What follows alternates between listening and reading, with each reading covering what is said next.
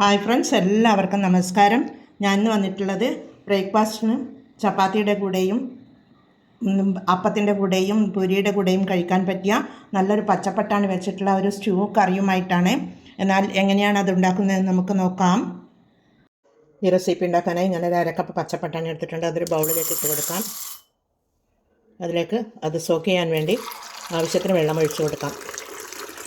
ഒരു 4 മണിക്കൂർ നമുക്കത് സോക്ക് ചെയ്യാൻ വേണ്ടി മാറ്റി വെക്കാം. സോക്ക് ചെയ്ത് വെച്ച പച്ചപ്പട്ടാണി നമുക്കൊരു കുക്കറിലേക്ക് ഇട്ട് കൊടുക്കാം. ആവശ്യത്തിന് വെള്ളവും ഒഴിച്ച് വേവിച്ച് കൊണ്ടുവരാം. അതിലേക്ക് ഒരു 3 പച്ചമുളക് കട്ട് ചെയ്തിട്ട് കൊടുക്കുന്നുണ്ട്. പിന്നീട് ഒരു 1/2 ടീസ്പൂൺ ഉപ്പിട്ട് കൊടുക്കാം. മൂടിയിട്ട് കൊടുത്ത് നമുക്ക് വേവിച്ച് കൊണ്ടുവരാം. സ്റ്റൗ ചെയ്ത് ഒരു പാൻ വെച്ച് കൊടുത്തിട്ടുണ്ട്. അതിലേക്ക് 1 ടീസ്പൂൺ വെളിച്ചെണ്ണ ഒഴിച്ച് കൊടുക്കാം. ഒരു 2 ഗ്രാമ്പു,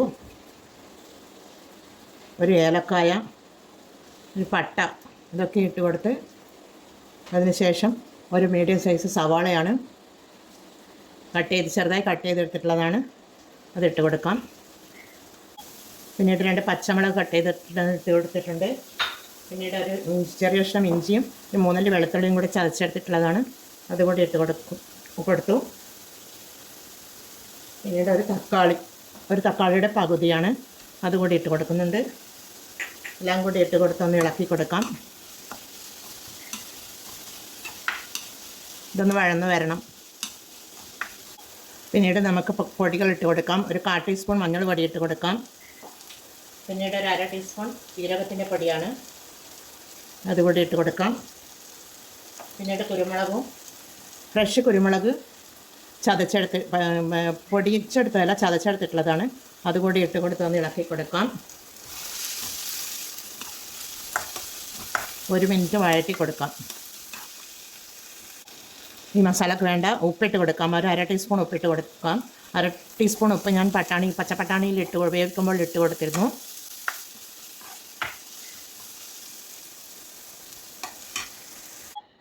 ഉള്ളി ഇവിടെ നല്ലതുപോലെ വഴന്ന് വന്നിട്ടുണ്ട്. അതുപോലെ പട്ടാണി കുക്കറിലിട്ടത് നല്ലതുപോലെ വേവിച്ച് എടുത്തിട്ടുണ്ട്. അത് നമുക്ക് ഈ മസാലയിലേക്ക് ഇട്ട് കൊടുക്കാം. ഇളക്കി കൊടുക്കാം. പട്ടാണി ഇവിടെ നല്ലതുപോലെ വെന്ത് വന്നിട്ടുണ്ട്. കറി ഇവിടെ തിളച്ച് വരുന്നുണ്ട്.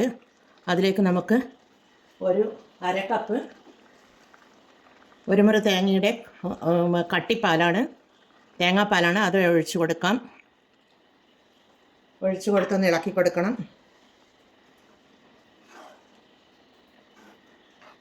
ചെറുതായി ഒന്ന് തിളച്ച് വരട്ടെ. പിന്നീട് ഇതിലേക്ക് ഒരു 1/2 ടീസ്പൂൺ മസാലപ്പൊടിയാണ്, ഗരം മസാലപ്പൊടി, അതുകൂടി ഇട്ട് കൊടുക്കാം.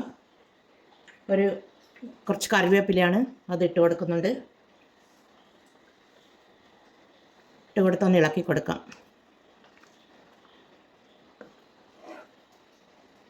പച്ചപ്പട്ടാണി കറിയാണിത്. ഇതിവിടെ റെഡിയായി വരുന്നുണ്ട്. ഇനി ഒരു തിള വന്നാൽ മാത്രം മതി. തേങ്ങാപ്പാൽ ഒഴിച്ച് കഴിഞ്ഞാൽ പിന്നെ കൂടുതൽ തിളപ്പിക്കാൻ പാടില്ല. ഈ സമയത്ത് നമുക്ക് ഉപ്പൊക്കെ കറക്റ്റാണ് എന്ന് നോക്കാം. ഉപ്പ് കറക്റ്റാണ്. കുറച്ച് കുരുമുളക് പൊടി ഇട്ട് കൊടുക്കാം. 1/4 ടീസ്പൂൺ കുരുമുളക് പൊടി ഇട്ട് കൊടുക്കുന്നുണ്ട്. ഒന്ന് ഇളക്കി കൊടുക്കാം. ഇതിവിടെ തിളച്ച് വരുന്നുണ്ട്. ഇനി തീ ഓഫ് ചെയ്ത് കൊടുക്കാം. തീ ഓഫ് ചെയ്ത് കൊടുക്കുന്ന ആ സമയത്ത് നമുക്കൊരു ഇൻഗ്രീഡിയൻറ്റ് ഇതിൽ ലാസ്റ്റ് ചേർക്കുവാനുണ്ട്. ഇത് കസൂരി മേത്തിയാണ്. എല്ലാ സൂപ്പർ മാർക്കറ്റിലും വാങ്ങാൻ കിട്ടുന്നതാണ്. ഇത് കൈകൊണ്ടൊന്ന് ഞെരടിയെടുത്തതിന് ശേഷം നമുക്കിതിലേക്ക് ഇട്ട് കൊടുക്കാം. ഇത് ഒരു ഫ്ലേവറും കിട്ടുന്നതാണ്, നല്ല ടേസ്റ്റും ഉണ്ടാകുന്നതാണ്. ഉലുവച്ചെടിയുടെ ഡ്രൈ ലീഫാണിത്. എല്ലാ സൂപ്പർ മാർക്കറ്റുകളും ഇത് വാങ്ങാൻ കിട്ടുന്നതാണ്. ഇതിലേക്ക് ലാസ്റ്റ് 1 ടീസ്പൂൺ പച്ച വെളിച്ചെണ്ണ ഇതുപോലെ ഇതുപോലെ ഒഴിച്ച് കൊടുത്ത് നമുക്ക് തീ ഓഫ് ചെയ്ത് കൊടുക്കാം. ഒരു ബൗളിലേക്ക് മാറ്റിയെടുക്കുന്നുണ്ട്.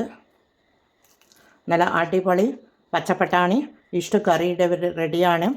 എല്ലാവരും ഇത് ട്രൈ ചെയ്ത് നോക്കി ഫീഡ്ബാക്ക് അറിയിക്കണേ. കമൻറ്റും സബ്സ്ക്രൈബും ചെയ്ത് സപ്പോർട്ട് ചെയ്യണേ. ഇത് നല്ല ദോശക്കും ചപ്പാത്തിക്കും ബ്രേക്ക്ഫാസ്റ്റിൻ്റെ കൂടെ കഴിക്കുവാൻ നല്ല ഒരു കറിയാണ്. എല്ലാവർക്കും താങ്ക് യു ഫോർ വാച്ചിങ്.